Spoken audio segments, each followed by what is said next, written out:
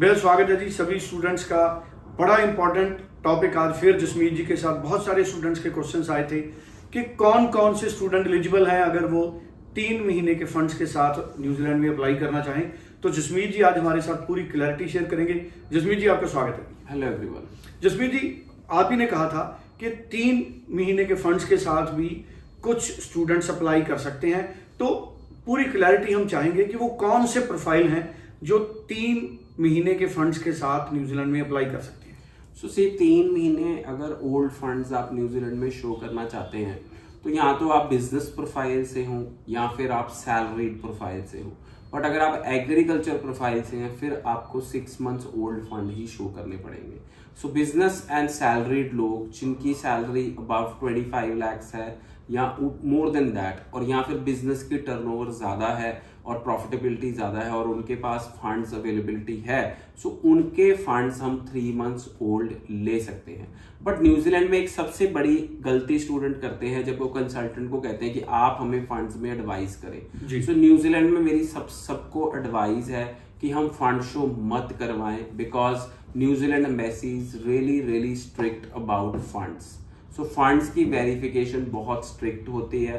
सो New Zealand अगर आप जाना चाहते हैं तो you should follow a very simple route. अगर आपके पास फंड्स हैं, 1 ईयर स्टडीज के लिए 25 to 30 लाख के फंड चाहिए, 2 ईयर स्टडीज के लिए 45 to 50 लाख के फंड चाहिए, 3 ईयर स्टडीज के लिए 55 to 60 लाख के फंड चाहिए। सो सपोज आपके पास 25 to 30 लाख है, बट आपका जो कोर्स है वो 3 ईयर्स का है, तो हमें हर साल वीजा रिन्यू करना पड़ेगा आपका। सो आप फर्स्ट ईयर में जाएं, सेकेंड ईयर का वीजा लेने के लिए फिर आपका वीजा रिन्यू करेंगे, थर्ड ईयर का वीजा लेने के लिए फिर आपका वीजा रिन्यू करेंगे।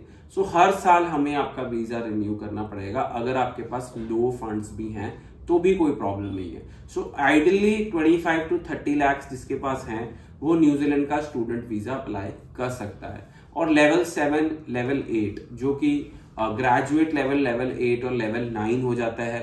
सो उसमें भी सपोज आपके पास फंड्स कम हैं बट आप मास्टर डिग्री करना चाहते हैं तो आप फर्स्ट ईयर पीजी लेवल 8 कर सकते हैं और नेक्स्ट ईयर पीजी लेवल 9 कर सकते हैं। So student, right now New Zealand is opening up and the visa success rate is high if you are using genuine documents.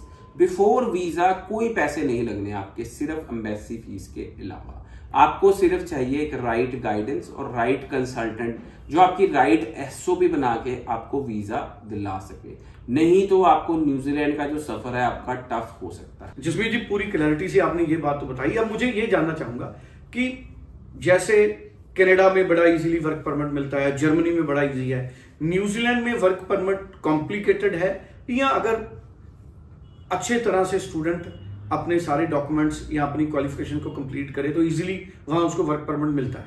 So students, देखने की बात है कि न्यूजीलैंड में बैचलर्स या मास्टर्स करनी पड़ती है वर्क परमिट लेने के लिए। बैचलर्स करने के बाद 3 साल का वर्क परमिट, मास्टर्स करने के बाद 3 साल का वर्क परमिट। बट अगर आप ग्रीन लिस्ट कोर्सेज करते हैं, ग्रीन लिस्ट में mechanical, electronics, design, highway engineering, construction, civil engineering, early childhood education and nursing आ जाता है। सो अगर आप ग्रीन लिस्ट कोर्सेज करते हैं तो आपको वर्क परमिट डिप्लोमा या सर्टिफिकेट प्रोग्राम में भी मिलता है, बट वो 3 साल का नहीं मिलता। वो मिलता है आपको जितने समय का आपका कोर्स है उतने समय का वर्क परमिट मिलता है। सो थोड़ी सी कंफ्यूजन जरूर है। अगर आप ग्रीन लिस्ट कोर्सेज कर रहे हैं, सपोज आपका प्रोग्राम है 18 महीने का ग्रीन लिस्ट कोर्स में, तो आपको मिलेगा 18 महीने का वर्क परमिट। बट सपोज आप out of green list course कर रहे हैं, बैचलर इन हॉस्पिटैलिटी कर रहे हैं, बीबीए कर रहे हैं, बीकॉम कर रहे हैं या कुछ और कर रहे हैं जो ग्रीन लिस्ट में फॉल नहीं होता है, तो आपको करनी पड़ेगी बैचलर डिग्री। और बैचलर डिग्री करने पे आपको मिलेगा 3 साल का वर्क परमिट और मास्टर डिग्री करने पे मिलेगा आपको 3 साल का वर्क परमिट। बिल्कुल ठीक है जी। सो पूरी क्लैरिटी जसमीत जी ने दी है। अभी नेक्स्ट इनटेक्स कौन से हैं? सो रोलिंग इनटेक्स हैं न्यूजीलैंड में। सो एवरी 2 मंथ्स में इनटेक होता है। सो अगर आप अप्लाई करना चाहेंगे तो अभी April, May, June, July there are rolling intakes in न्यूजीलैंड। Zealand, thank you so much. 9041390412 904112 आप इसी नंबर पे फोन कर सकते हैं। स्क्रीन पे व्हाट्सएप नंबर है, आप व्हाट्सएप भी कर सकते हैं। Thank you so much. Thank you so much.